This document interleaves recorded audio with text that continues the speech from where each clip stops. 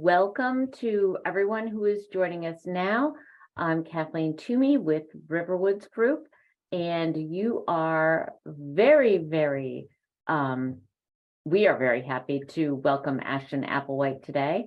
I'm just welcoming people as everyone jumps on to our fantastic program this afternoon. So welcome if you are joining us. I love to hear where you are Zooming from on this snowy New England day. So if you'd like to pop your location in our Q&A, we'll be using the Q&A, which is either at the top or the bottom of your screen, to capture all of your questions today. So to practice and to let us know where you are located today, please pop your location in the Q&A. We have someone from Durham, New Hampshire, Rochester, New Hampshire. We've got Boxford, Mass. We've got Grantham, New Hampshire. We got somebody from Cape Cod. So welcome, Cape Cod. Richmond, Virginia. Hello. Switzerland. Well, welcome, Switzerland. And Oneonta, New York. Ellington, Connecticut. We've got somebody from Mesa, Arizona. Bethesda, Maryland, Middletown, Rhode Island, Newmarket, right around the corner in New Hampshire, New York, Atkinson, Northampton, Ossipee, Hingham, welcome Hingham, welcome Concord, New Hampshire, welcome Nottingham, Amherst, Massachusetts, and which city? Salem, Massachusetts, welcome. So we got people from Switzerland and Newmarket, New Hampshire, Chicago, Mesa, Arizona, Dallas, Texas, Bedford, New Hampshire, Brookfield, Connecticut. Welcome, Connecticut. We've got people from all over the country who are curious about ageism and how we can act against ageism. We've got people from Orleans, Cape Cod, Media, Pennsylvania. We have Portsmouth, New Hampshire, Atkinson, New Hampshire, Switzerland, as I mentioned earlier, Chicago, Brookfield, Connecticut, Dallas, Texas. Welcome, Dallas. Couple from Dallas, Bedford, New Hampshire, Chicago, Amherst. So we've got a huge range of folks who are here today. Newburyport, Massachusetts. Again, if you are just joining us, welcome. And thank you so much for jumping in on this really exciting conversation today, which I've been looking forward to having for a long time. Please pop your location in the Q&A so we can know where you're Zooming from. All of us in New England have snow. Dallas, Texas certainly doesn't. Westerly, Rhode Island probably does. But we'd love to welcome you wherever you are Zooming from, even right here in our hometown of Exeter, New Hampshire. It is a huge honor to be able to welcome Ashton Applewhite today. Hello, Prescott, Arizona, Erie, Pennsylvania, Kentucky, New Hampshire. We've got a lot of people coming. Over 200 people are Zooming in this afternoon. So it's exciting to see how many people are motivated to hear more about this particular topic. I'm going to give it 1 more minute till 1:03.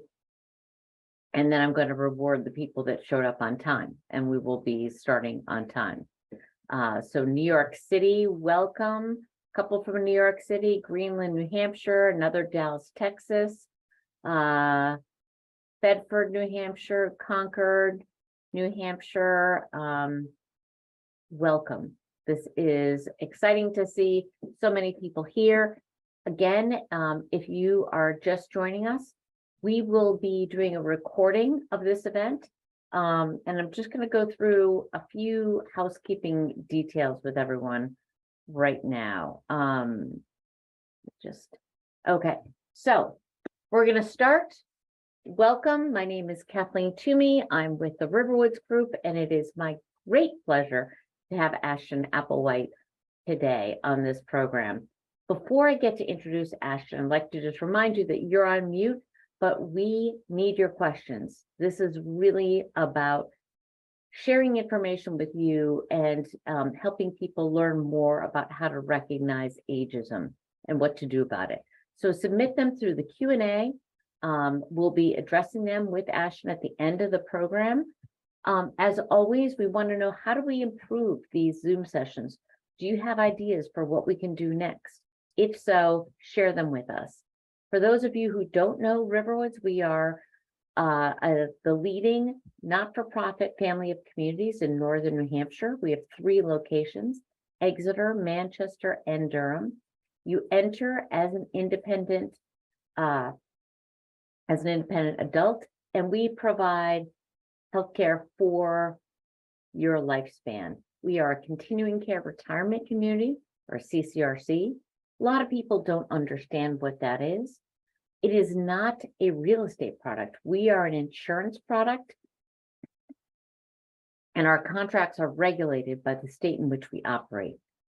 The government considers that you prepay and pre-insure for your future healthcare needs, so a portion of your one-time entrance fee and monthly fee are tax deductible.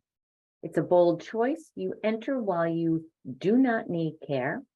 You enjoy a life free from home maintenance with transportation, fitness classes, activities, more social options, but you are in control of your life because you have decided if and when you need healthcare in the future, where you're going to get it and at a very reduced cost.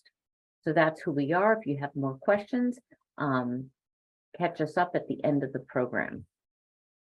So today we have Ashton Applewhite, who is a pioneer in the field of ageism. This is her book, This Chair Rocks, a Manifesto Against Ageism. I highly recommend that you pick this book up. It is a groundbreaking book on the topic. She really blew apart the concept of ageism. I had a delightful conversation with Ashton on my Seniority Authority podcast and knew that I had to bring her to this audience. So she's an internationally recognized expert on ageism. She has spoken on the TED main stage, United Nations. She's written for Harper's, The Guardian, New York Times, and has multiple books, including Yo, Is This Ageist? And co-founded the Old School Anti-Ageism Clearinghouse. So we are very honored to have Ashton with us today, and I am going to stop sharing so we can have our conversation. Welcome, Ashton. Thank you, Kathleen. And I should throw a ringer in the works right away and let you know, if you want to talk about it or any of your listeners do, that I was confessing that I have had a terrible stomach bug the last few days, so I had to cancel some plans, which were to visit I live in Brooklyn, New York, representing 2 of the CCRCs near here, because my partner and I decided it was time to look into it. So happy to talk about that. Fantastic. That is great.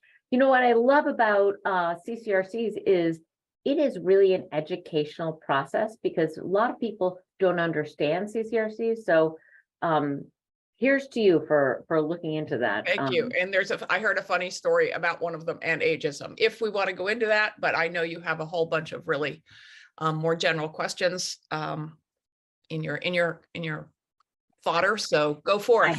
So many questions. It's just delightful to have you here. And I think that for all of the people who are listening and zooming in today, one thing we may not realize is how ageist we all are. We are ageist. Me too. Grew up with these assumptions and these prejudices against older adults that are actually harmful. And we aren't intentional about this. And so one of the things that I think that Ashton does so successfully is uncover our biases and understand how they came to be. How did this infiltrate almost every single person that's listening today? and how can we turn that around? So one thing I wanted to start out with by saying you've already had a rewarding career, but you were inspired to talk and think about ageism by a very casual conversation. Can you tell us what sparked The years comment, ago the comment this- of my mother-in-law's. Yeah. Well, that is what sparked the blog. I mean, I will say that I started, I mean, if you had told me 15 years ago that I would be fascinated by aging, I would have said, ick, why do I want to think about something sad and depressing? And that was when I think like most people think of aging as something sad that old people do. And aging starts the moment we're born. It is how we move through life. For someone like me, who's a generalist, I could never figure out what to major in college or what to be when I grew up. And there is no aspect of being human, no field of study, biology, philosophy, economics. So, you name it, that aging is not relevant to, right? So, and it just gets more interesting all the time, partly because so few of us have thought about it. And in fact, this may seem counterintuitive. It seems counterintuitive, but it makes sense. The more you know about aging, the less fear it holds, right? Partly because our fears are so out of proportion to the reality. It's not the fears are real. You will not catch me saying, eat enough kale, it's all going to be great, right? I mean, running out of money, ending up alone, getting sick, those fears are legitimate and real, but we're also terrified. We all have our heads in the sand like ostriches. So, and anything you don't look at, even the dragon under the bed when you're 5, is scarier than the actual dragon. So for me, the dragon was like most people getting older. I mean, I started this in my mid-50s because I was, it dawned on me like, oh crap, this getting old thing, it's happening to me. Imagine that. And so I started researching longevity, but it was a comment of my mother-in-law's. She said, why don't you write about something people ask us all the time? She and her husband were booksellers, well into their 80s. So when are you going to retire? So I started a blog. It started interviewing people over 80 who work. And that was sort of for me, because to be honest, it was people who were still in the world in the way they used to be, and in a way that is conventionally productive, watch out for that word, and active, watch out for that word. But it was like, oh, I can sort of get my toe in the water there because the water isn't so deep or scary. And then years later, even then I had like this creepy suspicion that I wasn't really getting at the whole thing, but eventually I did. That's so interesting. You have so many great quotes. The fact that anything you don't look at is scarier than right. Fact that is so true. And and there is a dragon under the bed. I mean, there are only 2 inevitable bad things about getting older, but they are beasts. You are going to lose people you've known all your life, and some part of your body is going to fall apart, and those are unwelcome. Cognitive decline is not inevitable. Most of us lose some processing speed, but most of us, that's all we lose, right? That's another huge example of where the anxiety is bad for us. And I'm happy to talk about the relation between Alzheimer's and our attitudes towards aging. But yeah, even when, and so this, again, the fears are real, but the fear itself makes us more vulnerable to exactly what we fear. It's not healthy to go through life dreading our futures. Right. And that's, I find, Pascal's quote, the unexamined life is not worth living, yet people who are good planners, who think about things, who, participate in the world, they stick their head in the sands when it comes to their own mortality and lifespan. They just don't want to think about it because of that fear. Super smart people just can't. No, it has nothing to do with intelligence. And to be fair, I think it's very American, and I think it's somewhat human. I mean, we are engineered to live in the present. and as biological organisms. So we have to learn not to. But I think one of the good things about learning about aging and ageism is that it paves the way to thinking about going to visit a CCRC and thinking about maybe someday you'll die, and it might be good to think about what you want to have in place by then instead of waiting till something happens. Yeah, because something always happens. Something always happens. And but let's go back. How do we all grow up with these innate negative examples of growing older? Is it American in? Yes, you're on mute. Sorry, Ashton. Oh, I muted myself and then unmuted and turned it back on. Sorry to jump on you, but they are not innate. They are learned. We learn bias. Okay. Right? Kids, kids aren't racist, little kids. They'll play with anyone, Yeah. And we are all racist. We are all ageist. All of us, me too. I am not pointing fingers here, believe me. But bias attitudes towards aging start to form in early childhood. The same time attitudes form around race and gender. Very little children aren't noticing who's wearing pink and who's wearing blue, right? Mm-hmm. But we are all products of our environment. And we live in one that bombards us with negative messages about how awful it's going to be to grow old, how tragic it will be to encounter any kind of impairment. And unless we stop to challenge them, they become part of our identity.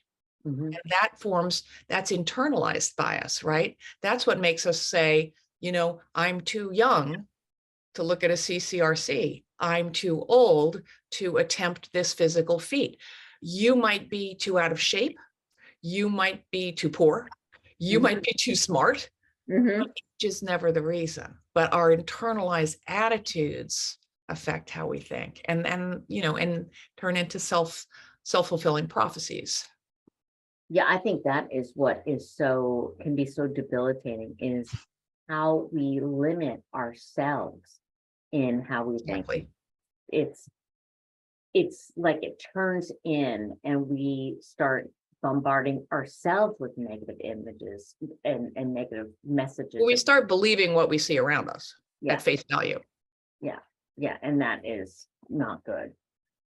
When I was reading your book, I really felt like I found a kindred spirit, that it is not all doom and gloom about aging.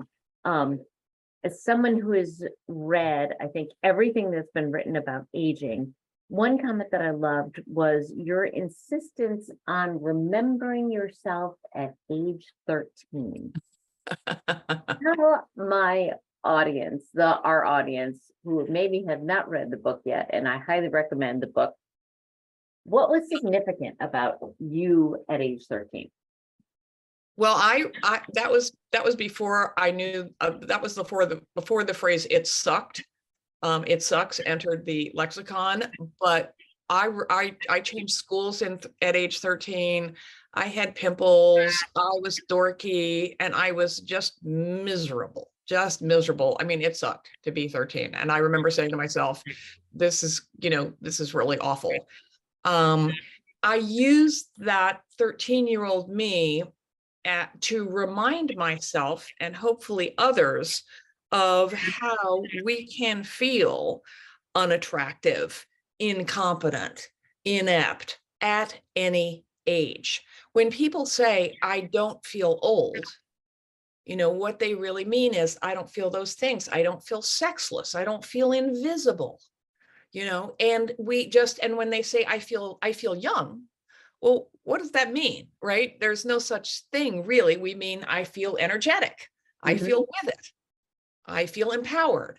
So one little habit to think about breaking is to think really hard about how you use the words old and young. And I remember that I felt so many of those negative things more strongly and more pervasively in my early teenage years than, thank God, I ever have since. And I think there's a lot. And I just got my triumph. My high school alumni magazine just featured me in a double-page spread. I haven't bragged about that to anyone, but it was like, yeah, eat that. Isn't that mature of me? Well, take that, Dimples. Take that. I'm glad to recognize a fellow curly-haired, pimply, awkward teen, because I'm telling you, when people talk about mourning age, I would not go back to No my one would. teenage years No to, one actually wants to go back to their youth. yeah. They're like, put it out there as a thought experiment, and faces brighten, and then they're like, oh, wait, I don't actually want to erase the slate, right? Because no matter how apprehensive we are, we know that our years are what make us us. That's why I chose the epigraph to the book.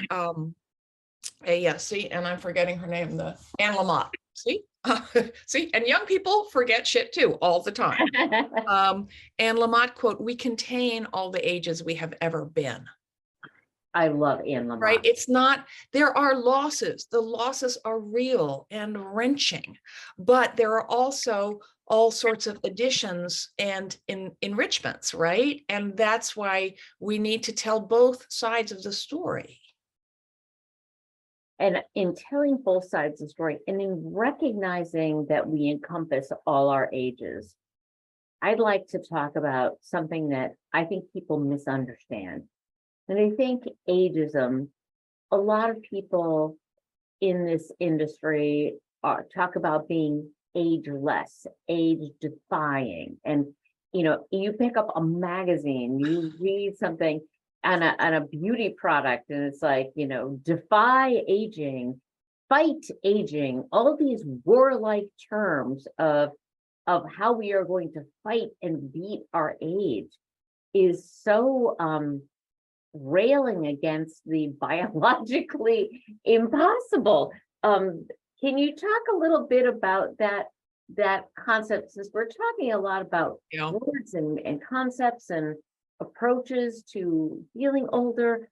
I am really opposed to that ageless or ageless. Yeah, I was looking, I have my battered copy from my tour, and I have a great passage on agelessness somewhere, but I don't know. Oh, I could look it up in the electronic version. But I don't I don't like the phrase, because it suggests that our years are a problem, and also because you see it all over every damn beauty product, on the shelves, along with the phrase anti-aging. And I love a quote from a British journalist named Anne Karpf, who says, "You can no more be anti-aging than anti-breathing." Right? To live is to age, and to age is to live, right? And we can accept that, or we can, live in denial and live in fear and collude in a prejudice against our future selves. I mean, I talk about when I'm invited to, I'm a bit of, I have a bit of a thing about these words, but then again, it's my business. But New York City has an anti-ageist campaign, which is wonderful, and it's very diverse, but it's called Ageless New York, which drives me nuts. I mean, that said, let me be a little less snotty and judgy, sincerely, because it's important to meet people where they are. And if people see age and aging as scary, and this is a way in, just as dealing in the very beginning of this project with octogenarians and nonagenarians who were at the most healthy and engaged end of the spectrum was my way in. And you need to meet people where they are. Mm-hmm. What do you feel about the phrase, 80 is the new 50? I can't stand it, because ageism takes root in denial, in pretending that we are not waking up a day older. And that does us no favors. And then if you pretend you're not getting older, a whole suite of negative things happen, and we can talk about them in, one at a time if you want. What ageism, what the denial does is it distances ourselves. All prejudice requires an other, right? There's a group that you compare yourself to, and it could be another sports team, it could be another religion, it could be another country. And in ageism, the other is our own future older self, right? It's this alienation and even a self-loathing of what you will become, right? It's a denial that you will become that person. And that's why I adopted a phrase. I heard it early on and I didn't really know how important it would be. But I heard a geriatrician named Joanne Lynn refer to herself as an old person in training. Oh, I think that's what I've become. And becoming an old person in training is simply acknowledging, I mean, there's nothing simple about it, but it is a mental trick, arguably, acknowledging you're going to get old someday. And that future older you can be a speck on the horizon. She can be as far away as you need her to be. But then, right, then you don't get on this hamster wheel of it's never going to happen to me. And you look at the older people around you instead of past us or through us and think, oh, gee, I hope when I'm as old as that person, and of course, when you're young, every person over 40 looks a million, you know, and I'm no exception. My mother used to talk about getting on the bus and seeing some ancient person and then going, oh yeah, she's my age. But making, you know, and saying, oh, I really like the way that older person does this thing or relates to this thing. And, you know, I hope I don't do that when I get older, right? So it is a connection to your future older self that keeps you from falling into this trap of othering and self-loathing that is really, really destructive. I love that. And also it helps us look at getting older as aspirational. Like there's someone today on this program who is celebrating her 80th birthday. Snap. Exciting. You're celebrating your 80th birthday. You're learning about ageism. And so many people don't get to be 80. We don't acknowledge that aging is a gift that not everyone gets to experience. Especially people of color, especially queer people, right? Aging is a privilege in every sense. It is. It is. And so to denigrate it and to be so dismissive about getting older is really short-sighted, I think. Yeah, I mean, it certainly does us no favors. I mean, in a very one example, you know, is that people, you know, if you're in denial of getting older, you're less likely to engage in healthy behaviors that make you, you know, able to stay healthier longer. There are very few actual diseases of late life. Most of them are conditions that started out when we were younger that become symptomatic as we get older. And that's just one example. Can we talk a little bit about that? I'd love to dive into that because I really do want to have our audience learn that facing our new reality, which is we are the generation that is living longer than any prior generation, and we have the opportunity to change our lives now to have a better, healthier future if we acknowledge that we are going to have that longer life. Can I just push back against that framing a little bit? Yeah. I'm not sure who you're talking about as we, and my guess is that most of the people on this call are older for obvious reasons, but the we that is living longer is every human on Earth, even in developing countries, right? So I think the more inclusive, I know that's an overused word, but the more inclusive our framing is, then we see it as what it really is. I mean, population aging is a permanent global demographic trend. And I will say also that I am on a tear, one of my many chairs, to get people to stop using the word generation. Okay. except Good. because scientists don't even agree on a definition, except in the sense that if you have a child, they are a different generation than you, Okay. and you are different. But other than that, there's no agreed upon definition. Okay. And the minute we hear the word, and I don't mean to point fingers at you, Kathleen, at all. The minute we hear generation, all sorts of assumptions click into place for everyone, right? I'm assuming you mean baby boomers, and I was born in 1952, dead center. But the octogenarian on the call, welcome. As maybe not a classic baby boomer, whatever.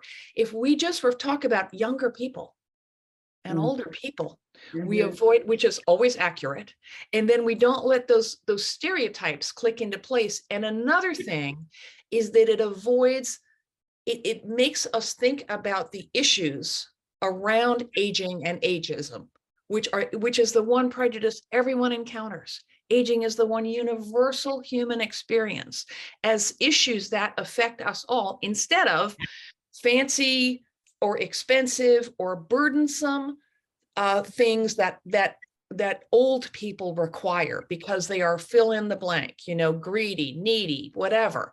Some younger people need support, right? We all need support lifelong, in fact. So avoiding generational framing makes it much harder to think about the issues and the solutions in terms of what's good for old people and bad for young people, because it's never the case, right? Communities are all ages, families are all ages. You care what happens to the young people I bet you do, and they care about you.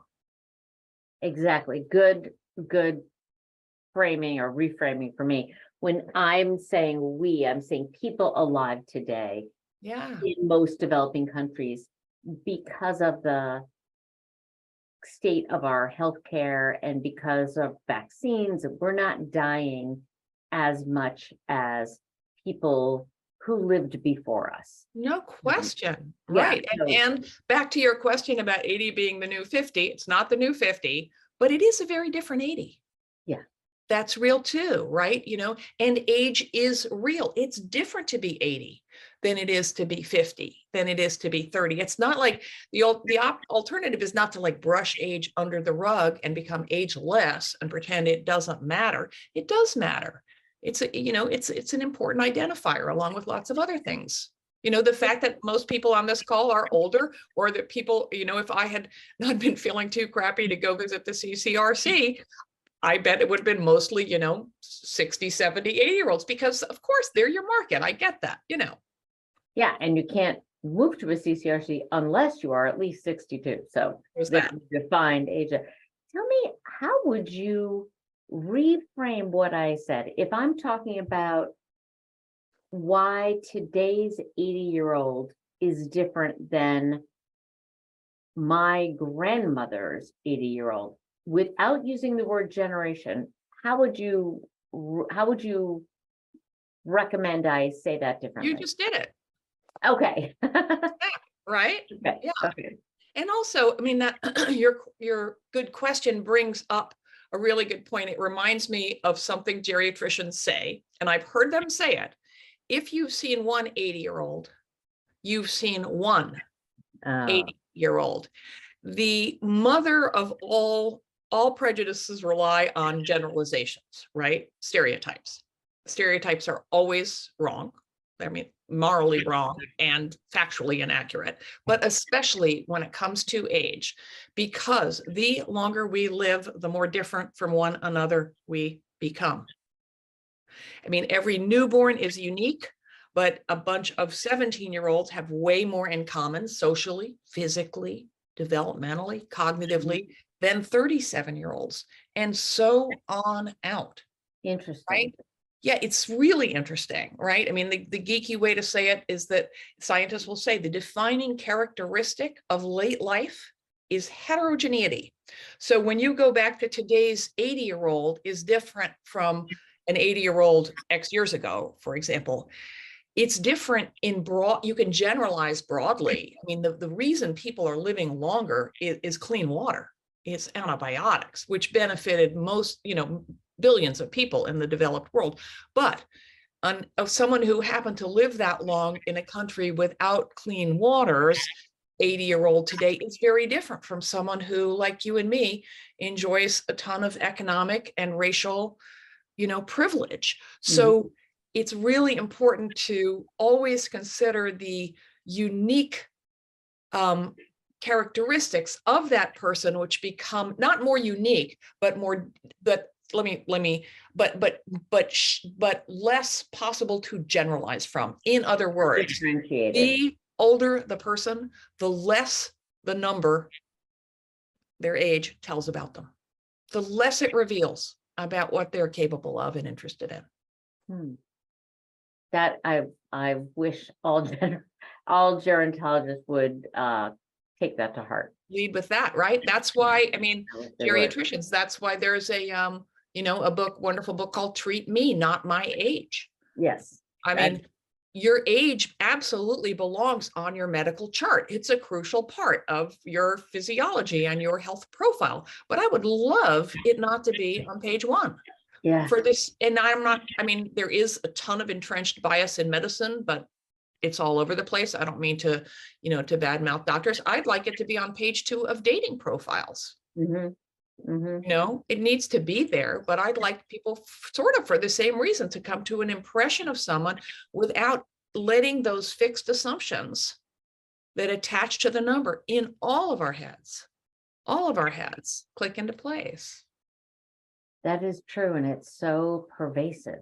One recommendation that you have, which I think is great when we talk about language, and how to replace language, is you recommend we talk about youngers and olders. Can you tell me how you came to that? Sure. How you employ? Well, I when I was writing my book, I literally got tired of typing older people or older Americans. So it evolved into a shorthand, and then I started using it in my speech. And I will tell you that everyone who knows me well now uses olders and youngers because they work. No one doesn't know what you mean. I mean, the only unobjectionable alternative is older people or older adults, which is, it's just clunky. It is. So, and I'm a writer. I'm very cautious and careful about inventing words, but here's why I like them. And it relates to something that already came up, the generations idea. A 5-year-old will assure you that she is older than her 3-year-old sister. Someone in your CCRC will assure you that she is younger than Mrs. McGillicuddy down the hall, right? Yeah, that's true. And we age in relation to others. We are olders and youngers at the same time. So it emphasizes that age is a spectrum, right? And that we age, everyone is aging all the time. And how we relate to our age depends on circumstance and on who we're with. And I just learned a really interesting point about that regarding disability. Do you want to talk about that?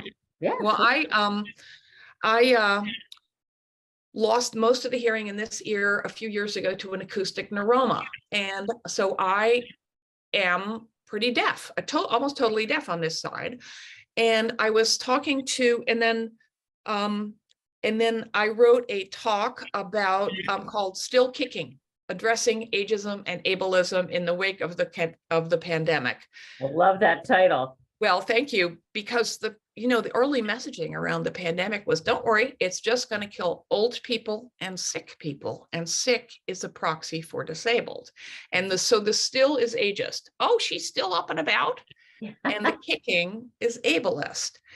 And so when and I want to mention Old School, we just did a fantastic workshop about that, which you can hire our wonderful staff to do, or you can download it and give it yourself. But I was talking to the woman who we collaborated on with it, and I said, I don't identify as disabled. And she said, why not? And I thought, why not? Am I in denial about this?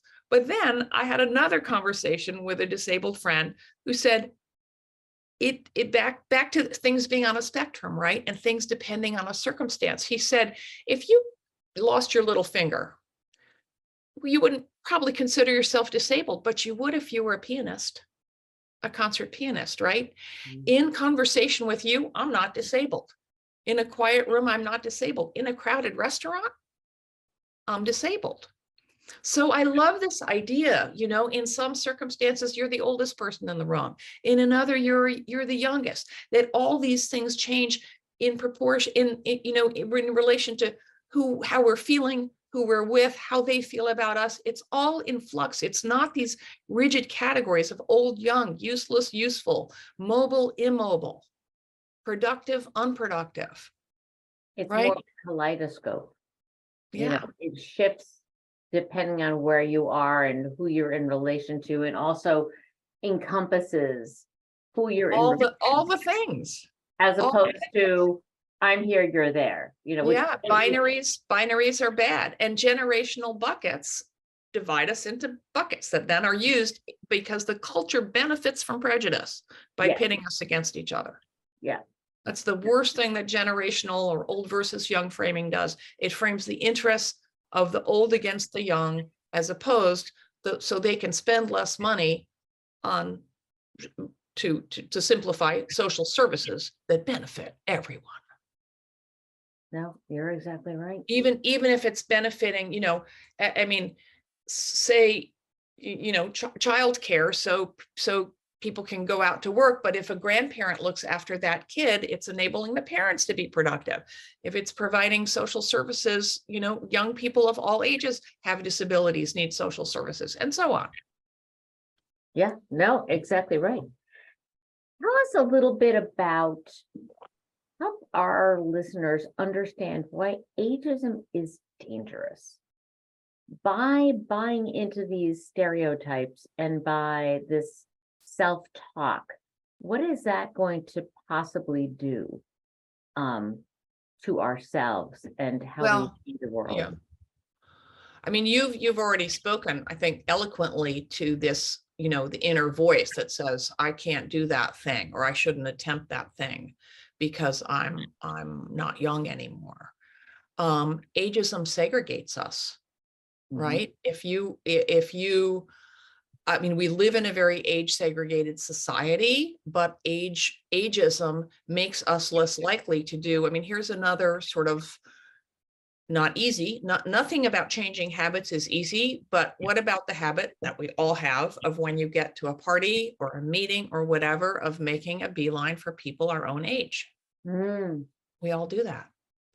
Try and break that habit. You know, next time you have a dinner party, invite some people who are not your age, right? And ideally, perhaps not your sexual orientation or your background or whatever. It's not easy. You have to be deliberate about it.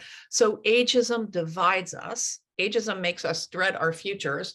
But probably the shortest answer, and I'm going to do what I'm going to recommend another book. It's almost as much fun to read as mine. Breaking the Age Code by Becca Lee. All right. There we go. highly Becca, recommend this book, Breaking the Becca Age Levy Code. has done most of the work that shows how attitudes towards aging affect how our minds and bodies function. And I've known her for a long time, and I kept saying, Becca, foreground ageism, you got to get a little political here. But she's a scientist, and good scientists are cautious. But boy, did she come through, because the subtitle of this book is How Your Beliefs About Aging Determine How Long and How Well You Live. So, you know, not everyone is going to go get up on a big social justice horse like I do. It would be very crowded on this horse, and the world would be unpleasant if everyone was screaming into megaphones. But we all want to be healthy and as active as we can be for as long as possible. So that in itself is one reason to educate yourself about aging. And I will just reference one study of Becca's, excuse me, that I think drives this home more than any other, which is, excuse me, one sec. Take a drink of water. I'll hold up this book. There we for go. our audience. Breaking There, the Age Code by Becca Levy, PhD right. at Yale. It's extremely well done, published, I think, in November of last year.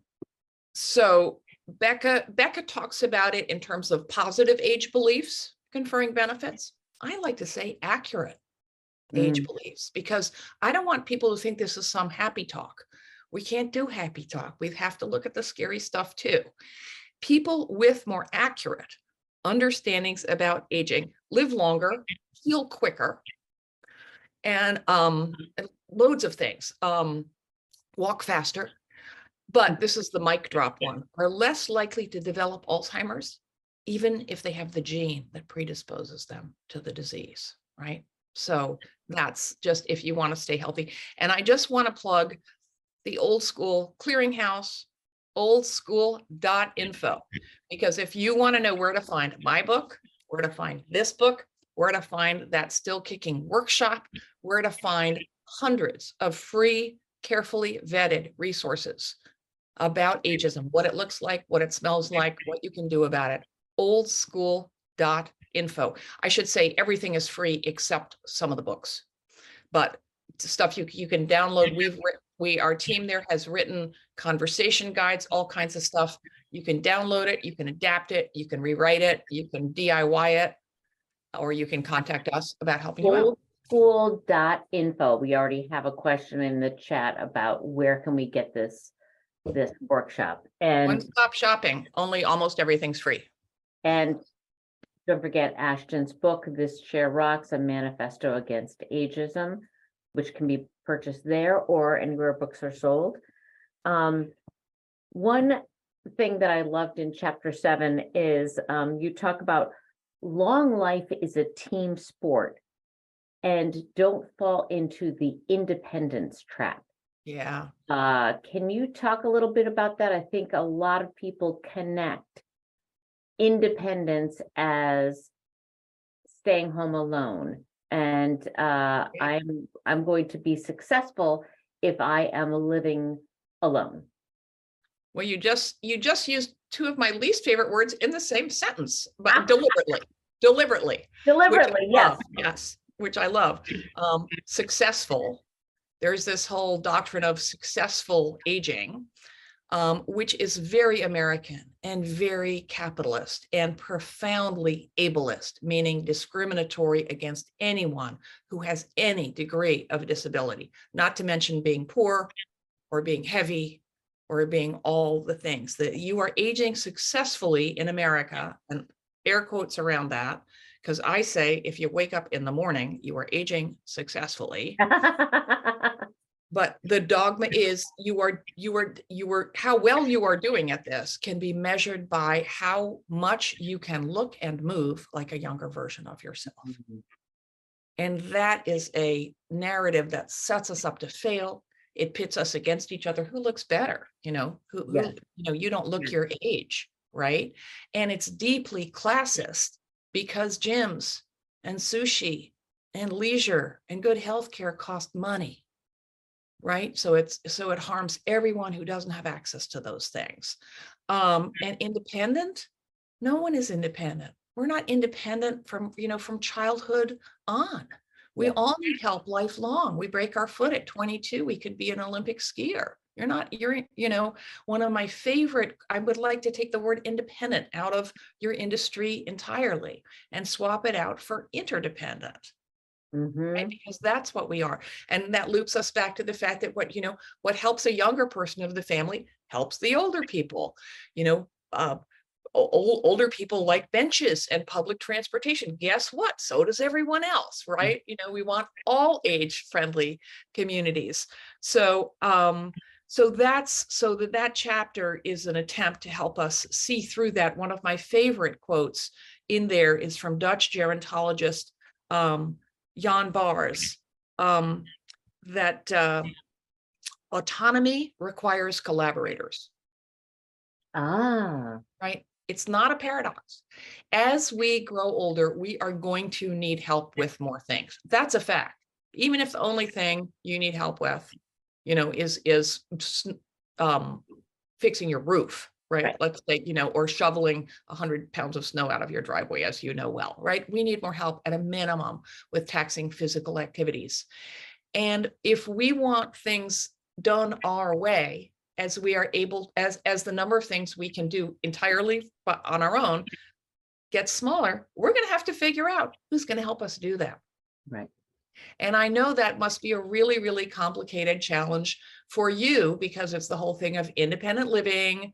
And the story I heard about the place near here is that it is connected with a well-known, I visited there actually in a journalism fellowship with a nursing home. But they are building a CCRC in connection with it. And a friend of mine went to see it. And she said, everyone on the tour was saying, isn't this connected to the nursing home? And they didn't even want to talk about it. Oh my Giving God. the tour, because I think they were afraid that if they mentioned nursing home, and just so people understand, a nursing home provides skilled nursing care. It is for people at the most debilitated end of the spectrum. But I like to imagine these people were asking for the same reason I would have. If something happens, and very few of us need skilled nursing care.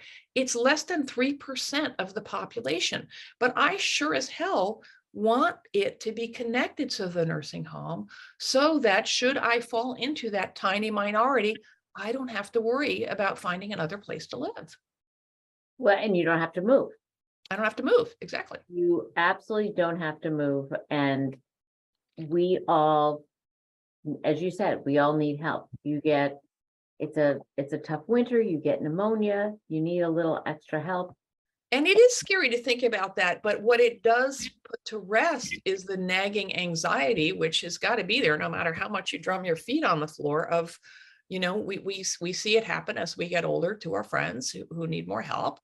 And, it could happen to you, and knowing that you've got that covered, if you can afford it, let's class as ever comes into play, but is a huge relief. Well, I There, think you've done your commercial for you. yeah, oh, thank you. Well, I think what I find frustrating, Not a paid consultant, and that was a tasteless joke. Thank No, you for no, laughing. no. I sincerely mean what I say.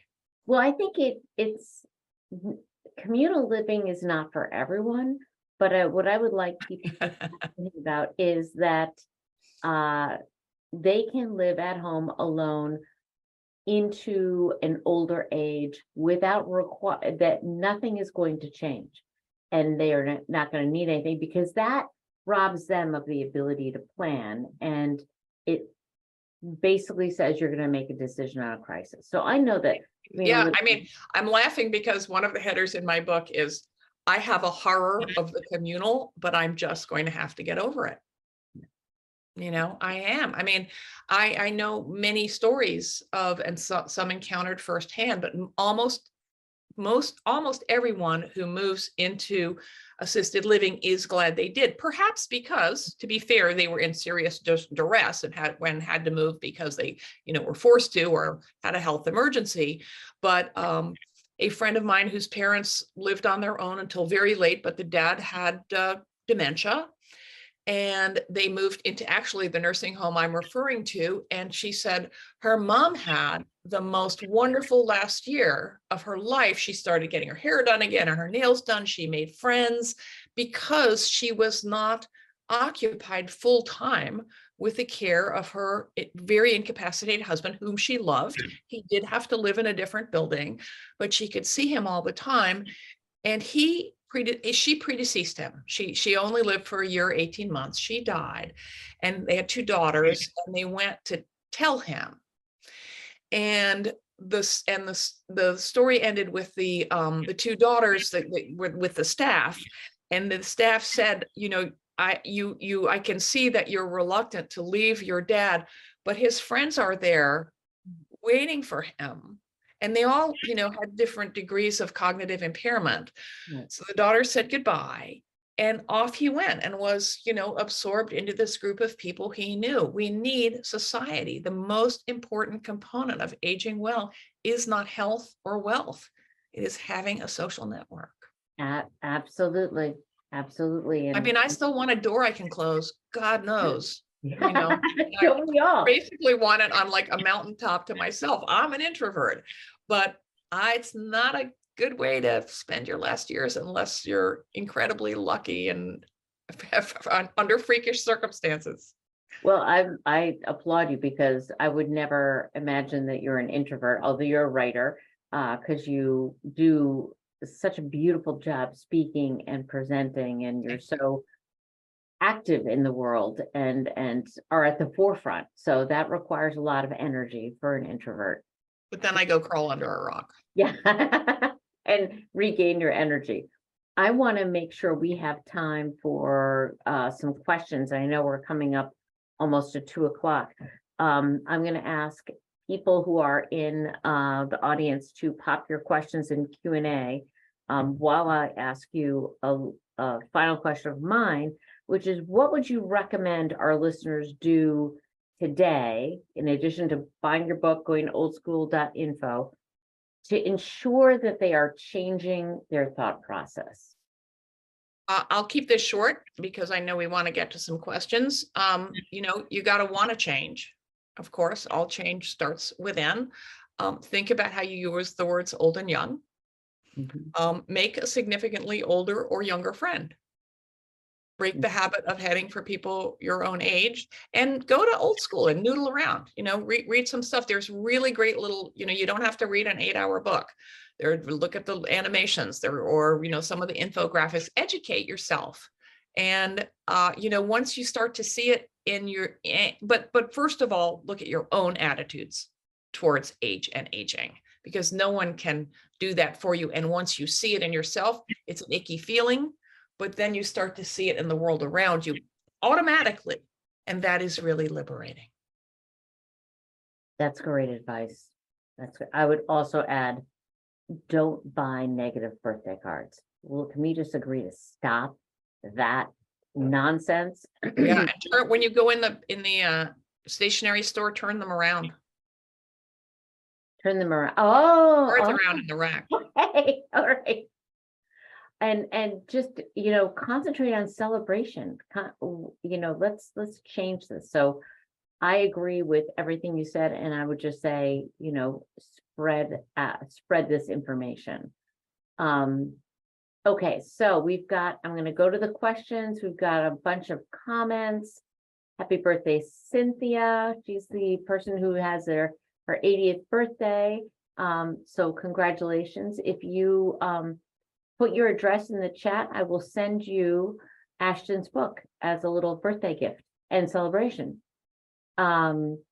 We have someone, Ashton, you're answering the question about, is an old person in training a form of denial? Yeah, that's a great question. I had to go, why? I mean, I suppose if you are 99 and you're, pretending you're still getting there, but a lot of very old people can be the most ageist of all. Yeah. Which really surprised me. I was like, well, this is bad for old people, so they must be on the vanguard. Of course, I didn't think of myself as an old person. And so I think at whatever point in life you can realize that you are going to get old, that you might even be old, the better. So that's a good question, and one I've never been asked before. So thanks for that. Okay. Another question, can it be a positive goal to age graciously? Whatever works for you. Yeah. I mean, there's a whole thing about aging gracefully, and someone came up to me at an event and said, are you the person here to talk about aging gracefully? And I said, I hope not, because I am the world's clumsiest person. But if grace or graciousness is an idea that speaks to you, absolutely. Especially if it counters some negative stereotype that you associate with growing older. Excellent. A question from Henry. He says he's got my formula for staying young is a healthy diet, daily exercise, social life, and remaining active. What am I missing? I would never speak to what works for you, Henry. If it's working for you, then you are missing nothing. And what works for each of us is completely different. It depends on our own circumstances, right? And what appeals to us, what we like to do, what we don't want to do, what we're able to do, what we're not. I would simply suggest a reframe.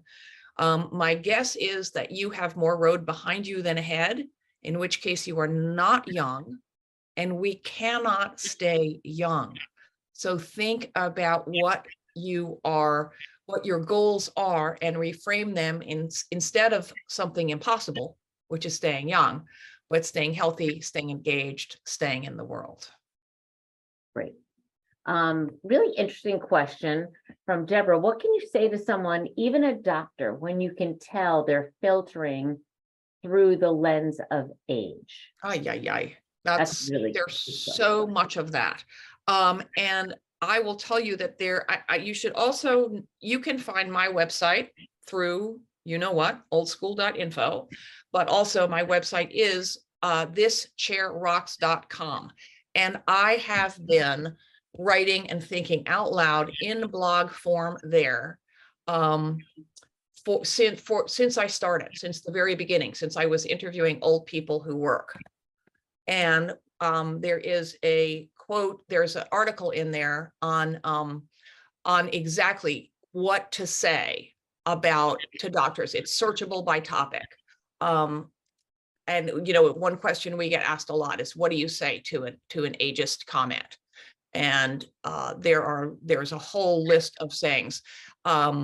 It's maddening, it's real, it's gendered. Women tend to be be on the receiving end of it more, and it's not okay. Okay.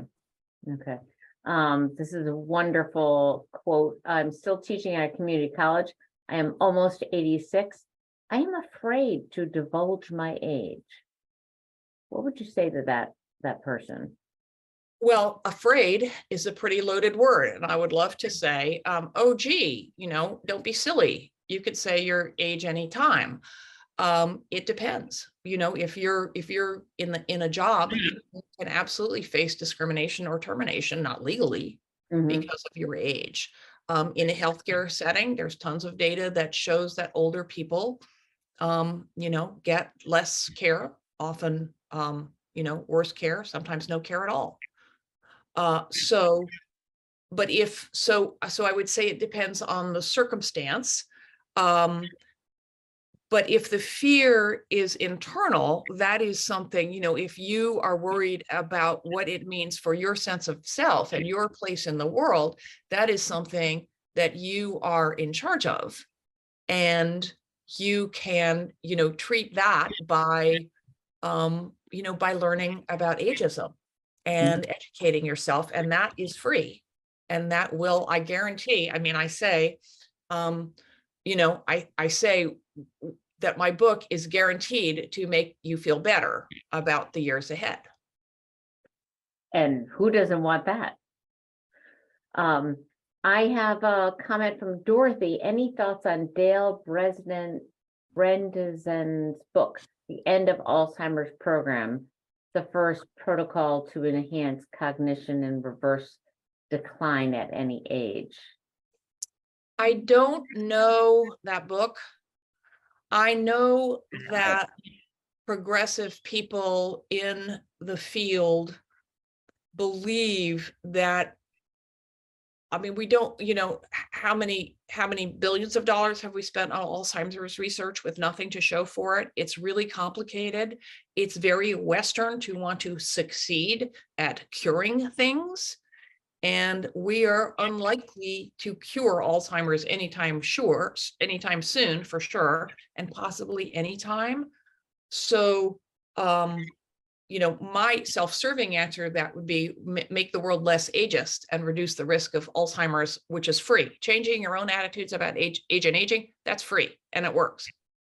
But also to look at more holistic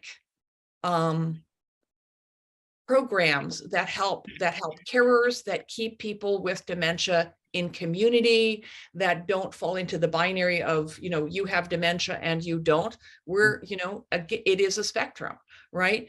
People who have Alzheimer's don't lose their humanity. They don't lose the things, that make them people in the world. So look at, and there are lots of models and people who can speak to this more eloquently and more expertly than I can. But I think you're absolutely on target. Let's control what we can, and let's start with ourselves, because we know that people fear Alzheimer's more than death. We have we're closing, or just over 2 o'clock. We have a very positive comment. Reframing an ageist, saying you can respond to ages more than just a number, which I think that, Oh, and yeah, and I can leave you with one very good all-purpose comeback, because you don't want to be snappy. Comeback is never useful. But when someone says something ageist, just say, what do you mean by that? I And love let, that. and let that awkward silence sit there. You look great for your age. What do you mean by that? I love that. Hey there, young lady. What do you mean by that? Just push it back on them and force them Gently, to with act. it. Hold the snark if you can. It's not easy, but just make them think. I mean, what all people have to think, like, gee, I meant it as a compliment, but why, what, and that is the reflection. And it is uncomfortable. Culture change is uncomfortable, but unless we call out bias when we encounter it, we don't help change the culture. And every little thing you do, you cannot start too small. You cannot start too late. It ripples outward. Even if all you do is the hardest thing of all, which is to change your own thinking, you will be different in the world, and that will ripple out. And what a gift that would be to every single one of us. Yep. Thank you, Ashton. You're welcome, Kathleen. Thanks for doing such a great job. This has been a fantastic experience. I really appreciate all that you've done for us. Thank you to everyone who's listened and participated and put your questions in the chat. I do want to remind everyone that if you are just like Ashton, if you're interested in looking into CCRCs, we are doing a CCRC Insider's Guide on Thursday, February 16th. Also online at 1 o'clock. You can see the code to scan if you want to register. And every single person will get a CCRC Insider's Guide book. I'll send one to you, Ashton. This is a book that you can take anywhere in the country, and it gives you, it goes through the major contract differences, the questions to ask, how to understand the financial goals. So thank you, everyone. Thank you so much, Ashton. I hope you feel better. Thank you for participating, and everyone have a great day. You're welcome. Bye-bye. Bye.